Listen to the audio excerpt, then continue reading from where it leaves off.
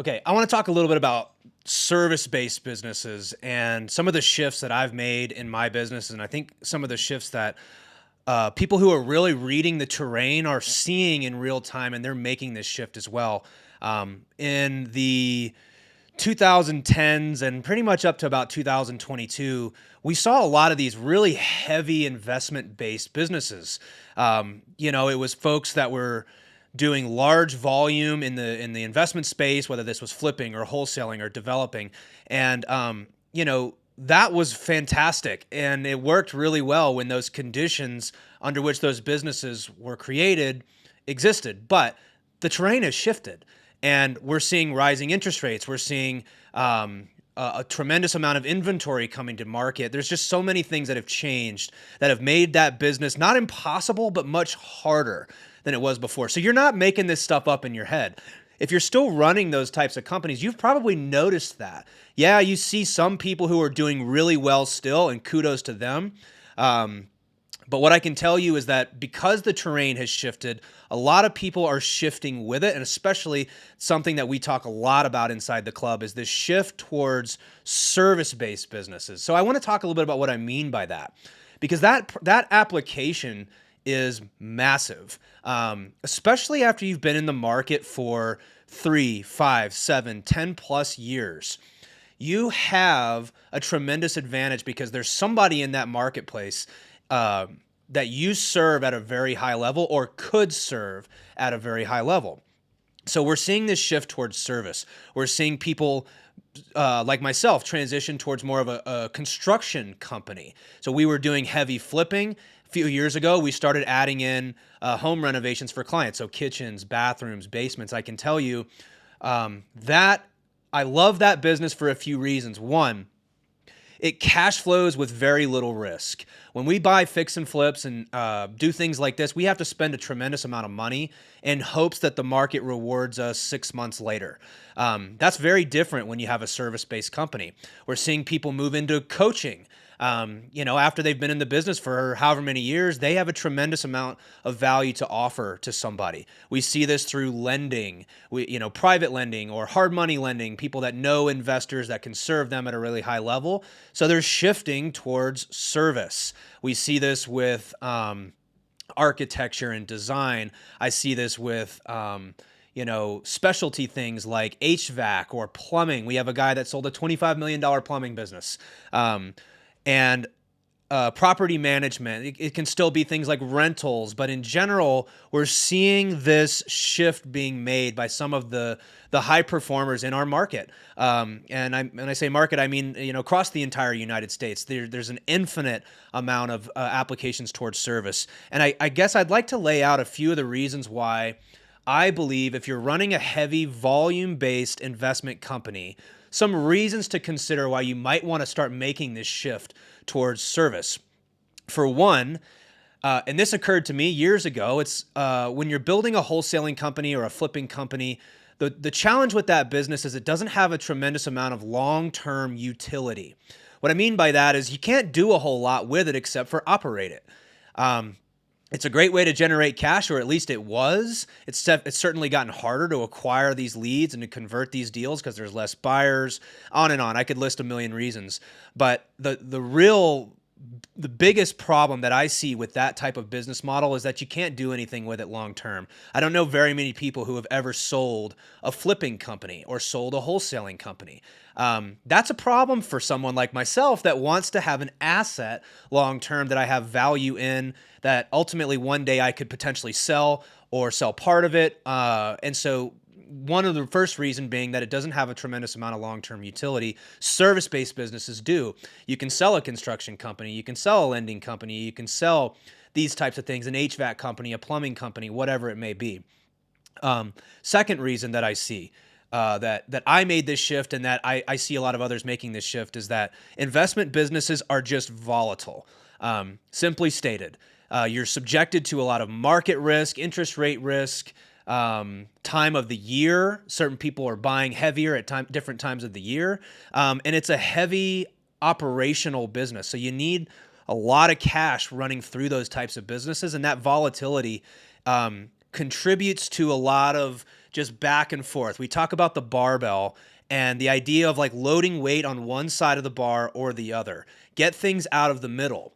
And what I see is a lot of these heavy investment based businesses, sometimes it goes really well, and sometimes you have months where it doesn't go really well. Well, service based businesses, especially recurring service based businesses, can really solve that problem.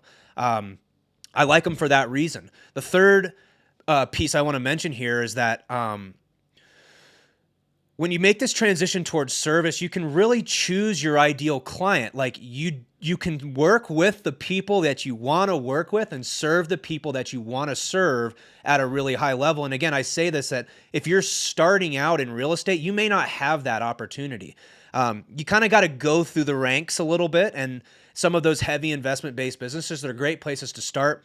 But once you've got traction in your career and in your marketplace, you got established relationships, you can start serving your ideal client. And the perfect example for that from me was we were marketing and working with distressed sellers.